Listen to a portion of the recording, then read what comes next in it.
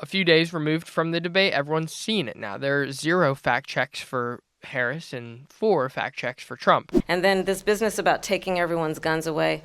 Tim Walz and I are both gun owners. We're not taking anybody's guns away. We want to ban assault weapons. A mob of people carrying tiki torches, spewing anti-Semitic hate. And what did the president then at the time say? There were fine people on each side.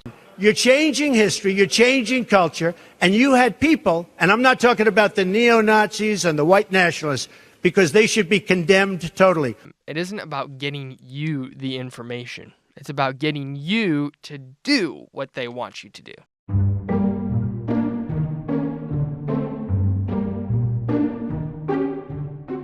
So I have 2 questions for you. 1, did you watch the debate? And 2, if you did you learn anything?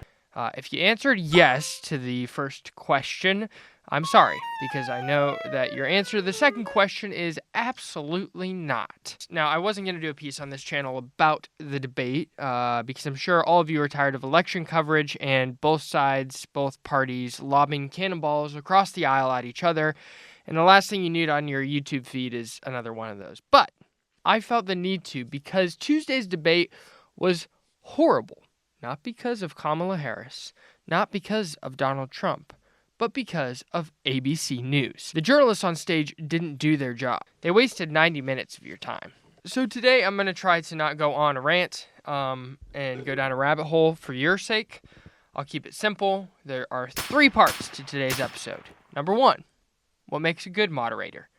Number 2, what makes a poor moderator? And number 3, why a moderator's performance matters at all, and why it's more concerning for our country than a candidate's performance at a debate.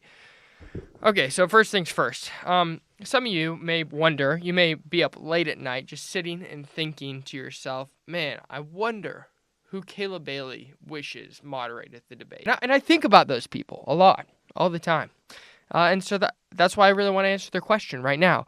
Who do I wish hosted the debate? You know, I don't have a great answer for you, but I don't think they could go wrong with Lester Holt. I think Lester Holt has done great when he has moderated. And the reason I say that is because when he moderated, he did what a moderator should do.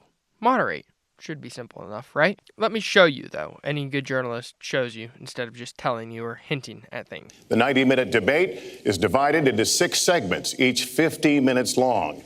We'll explore 3 topic areas tonight: achieving prosperity, America's direction, and securing America. 30 seconds into this debate, he sets the stage. He says there are 3 topic areas tonight. Now people know what they're in for. Can you imagine them saying on Tuesday night, we have 3 topic areas tonight. Number 1, January 6th. Number 2, Donald Trump is a sex predator. And number 3, January 6th. Again, all the audience would shut off their TV. I mean, even people who hate Donald Trump would shut off their TV because it's like, okay, well, what am I getting out of this? I am honored to have this role, but this evening belongs to the candidates and just as important to the American people. All right, Lester has his priorities straight. It's clear that he has his priorities straight, and it's the candidates and their policies. And if you scrub through this video, as I did many times, you can see very, very little of Lester Holt and much more of Donald Trump and Hillary Clinton. He asks questions that prompt discussion. Then he lets candidates counter each other and challenge each other, confront each other. And then it's a real good old-fashioned debate. Clinton, why are you a better choice than your opponent to create the kinds of jobs that will put more money into the pockets of American workers? All right, he asked this question a lot, and I think it starts conversation really well. Why are you a better choice than your opponent, specifically in this policy issue? It's a great open-ended question. I'm tired of these, like, do you condemn, and do you admit, and are you a horrible person? I mean, that's just a yes or no question. It doesn't matter if the answer is yes. It's like, oh, what kind of debate is this? And it puts them, the candidate, on the spot to give their elevator pitch to people who are voting for them. And for a country who is lacking more and more in attention span, you need to be able to give a 2-minute summary of your platform for the voters. That would help them a lot. It would help me a lot. I'll admit it. If no one else is going to admit it, you know, after 2 minutes, I kind of tune out. by crime. Your 2 minutes expired, but I do want to follow up. Stop and frisk was ruled unconstitutional in New York because it largely singled out black and Hispanic young men. No, you're wrong. It went before a judge who was a... All right, so 40 minutes in, Lester Holt brings up race relations. He hands it to Clinton, and then he hands it to Trump. Trump gives his answer, 2 minutes pass, and then Lester presses more. He listens, he takes in what the answer is and different points of it, and then he presses more. That's great. That's what a good moderator should do. That's what a journalist should do. Secretary Clinton became the first woman nominated for president by a major party. Earlier this month, you said she doesn't have, quote, a presidential look. She's standing here right now. What did you mean by that? So he takes just the quote, and then he says, what did you mean by that? That's it. There are a lot of instances in this debate this past week where Trump has said some things that are memorable quotes, for better or worse, and they could have just thrown it out there and said, what did you mean by that? At that rate, it's Trump's words, not Lester Holt putting words in Trump's mouth. That's a good moderator. We'll look briefly at the 2023 third GOP primary debate. And look, once again, he says, what do you say to the voters who? It makes it very personal between the candidate and the voter. Donald Trump is the first ex-president in more than 100 years to run for the White House again. And he remains popular among Republican primary voters as his legal challenges mount. Governor DeSantis, let me begin with you on this one. Speak to Republican voters who are supporting Donald Trump. Why should you and not him be the Republican nominee to face Joe Biden a year from now? That's what this is about. It's about informing the voters on who they're going to be voting for in November. And then I like right here where he pushes back on Tim Scott and he says, basically, what you're saying is just nonsense. It doesn't do anything. Be specific. When you're president, what will you do to change things? But let me just follow up. The idea of pumping gas, of turning on pipelines, that doesn't make gas cheaper that day. I'm talking about you become president. What can you do specifically to help people feel better about their situation or be better with their situation? All right, so in short, I want Lester Holt for president. No, I'm just kidding. But he disappears into the background. There are no softball questions with Lester Holt. He treats them like they're going to be the leader of the country, not like a little 5-year-old child. Which leads me to point 2. Look at that. We're already a third of the way through the video. I think the presence of fact-checking has turned the debate from a Trump-Harris debate, like a debate between two presidential candidates, into a Trump versus David Muir and Linsay Davis debate, like a Trump versus ABC debate. It made David Muir and Linsay Davis the center stage. They were fighting Trump harder than Harris ever has or ever will have to. It was if they were running for president. If they had done that to Harris and left Trump unchecked, I'd also have been very bothered because guess what? The journalist is there to disappear into the background to ask the question and then just disappear and let the American people hear what they need to hear so they can vote to the best of their knowledge. You're supposed to find the weakest parts of each campaign's policies and then dig at those so that candidates are forced to reckon with it in front of the public. They didn't do that for Harris. Honestly, they didn't really even do it for Trump. They didn't pinpoint weaknesses in his policy. They just wasted a ton of time attacking his character. A few days removed from the debate, everyone's seeing it now. There are 0 fact checks for Harris and 4 fact checks for Trump. Is that because Harris only tells the truth? Well, I'm not going to speculate or say anything. I'm going to let you decide from this evidence here. And then this business about taking everyone's guns away. Tim Walz and I are both gun owners. We're not taking anybody's guns away, so stop with the continuous lying about this stuff. We want to ban assault weapons, but this is not an isolated situation. Let's remember Charlottesville, where there was a mob of people carrying tiki torches, spewing anti-Semitic hate. And what did the president then at the time say? There were fine people on each side. Let's remember.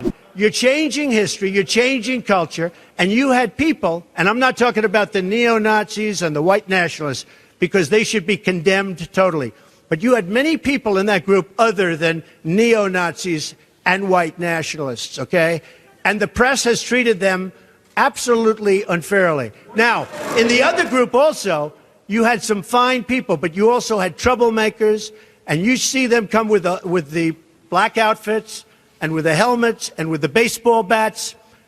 You had a lot of bad people in the other group too. Okay, so there's a couple obvious blatant ones and not one fact check for Harris. That last video is 7 years old. I mean, we've been talking about this for 7 years and you still can't get it right? When you scrub through the 90 minutes here, you see a darn lot of David Muir and Linsay Davis, and we didn't tune in at 9:30 p.m. on a weeknight to listen to them two talk. Like, we want to know what Trump and Harris's policies are and if they're fit to run the country. Then there's this. The past couple of weeks leading up to this debate, you have said, quote, you lost by a whisker, that you, quote, didn't quite make it, that you came up a little bit short. I said that? Are you now acknowledging that you lost in 2020? No, I don't acknowledge that at all. But I you said did that say sarcastically. But you know that. It was said, oh, we lost by a whisker. I did watch all of these pieces of video. I didn't detect the sarcasm. Lost by a whisker. We didn't quite make it. Now we're going to get into the enunciation of how he said something live in the middle of a debate, a live debate, 90 minutes, very limited time to learn about these candidates. And you're talking about whether or not you heard sarcasm. I mean, this sounds like a married couple of 20 years on the brink of divorce talking. All right, so finally, why am I so concerned about this? What's the big deal? Make such a fuss about the media all the time, Caleb. Get over it. You are the media. Just do better than them. Here's why I care. Reporters have historically, always in American history, been the last line of defense between a tyrannical government and the people of that nation. And some people have even given it an honorary title of the fourth branch of government, because if all else fails, the press will keep the powerful accountable. And that's important for you all, whether you're a Democrat or a Republican. Whoever ends up in office, the press should be critical and skeptical, taking them to task for each of their decisions. When the press doesn't do their job and then panders to a candidate without any critical eye, especially the kind of critical eye they have towards Trump, it's a threat, I think, to freedom. And who's to say that the information you get from them is well-intentioned, accurate, and on your side? From what it looks like, they aren't on your side. There was a reporter from the Daily Wire who was there in the spin room at the debate, and look what he has to say. Also, the moderators are getting a lot of discussion about the bias there. Sitting here in the room, I was with 1,000 reporters watching this debate. You could also feel the bias in the room. There were multiple moments throughout the evening where Trump begins to speak, and there was a loud, uproarious laughter from large groups of members of the press. They were not even trying to hide the fact that they were having fun. They were mocking Trump pretty openly. Worth pointing out that the moderators are not the only biased folks in the media. Now, the Trump. Yep, so there you have it. Not even 1 ounce of professionality at the highest level of journalism media outlets. It isn't about getting you the information. It's about getting you to do what they want you to do. Now, this isn't to scare you. Hopefully, it's more of an encouragement, like a nudge, to say you're going to have to do a little bit more work. And that's what this channel is about. Giving you tools to get through all the fluff and weeds and find out what's pertinent to you. And then, once you get that information, just get out of there. You don't need any more. So let me know in the comments if you agree or disagree with my take on the debate. And if there are other topics that you want this channel to cover, specifically regarding the way media outlets cover the news here in America. Thanks for watching. See you next time.